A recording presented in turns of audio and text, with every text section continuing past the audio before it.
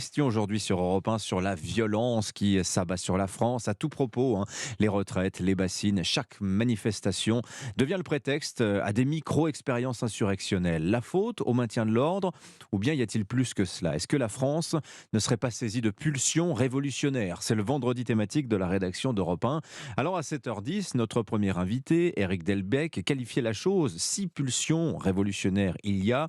Elle est en fait cantonnée de manière circonscrite mais bruyante et visible en fait à l'ultra-gauche, celle-ci ayant réintégré la violence et les actions illégales dans son répertoire de l'action politique. Qu'en pense-t-on à l'étranger? Nous partons à Londres. Bonjour Sarah Menet. Bonjour. Alors quel regard Sarah les Britanniques portent-ils sur la France en ce moment?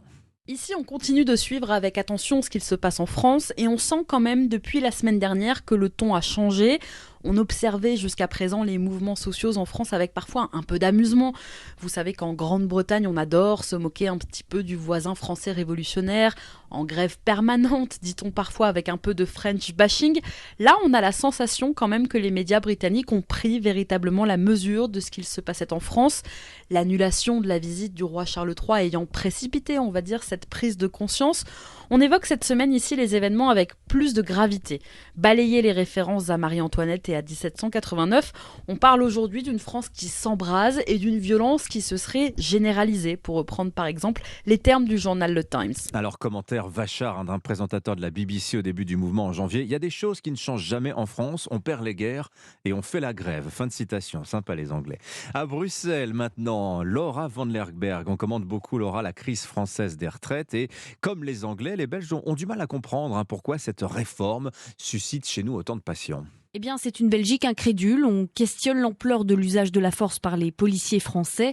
Un parti d'extrême gauche profite d'ailleurs de ce contexte pour dénoncer, je cite, ces coups de matraque contre les travailleurs en France. Mais ce n'est pas non plus une Belgique complètement surprise, un peu à l'image de ce titre du journal Le Soir, en France, qui sème la brutalité, récolte la colère.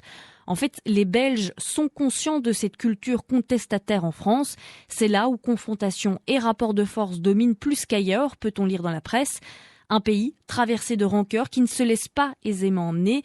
En Belgique, on perçoit l'anti-macronisme comme un moteur puissant de la contestation, mais ces violences donnent aussi l'impression que la colère se focalise plus sur la forme que sur le fond. Merci Laura van Lerberghe. Enfin, aux États-Unis, bonjour Anne Toulouse, Bonjour. correspondante d'Europe 1 à Washington. Alors, il y a c'est un poncif chez les Américains, les Français révolutionnaires. Mais hier, à la Maison-Blanche, l'un des porte-parole de Joe Biden s'est dit préoccupé de la gestion de l'ordre, du maintien de l'ordre en France. Quel regard porte-t-on sur la crise des retraites là-bas?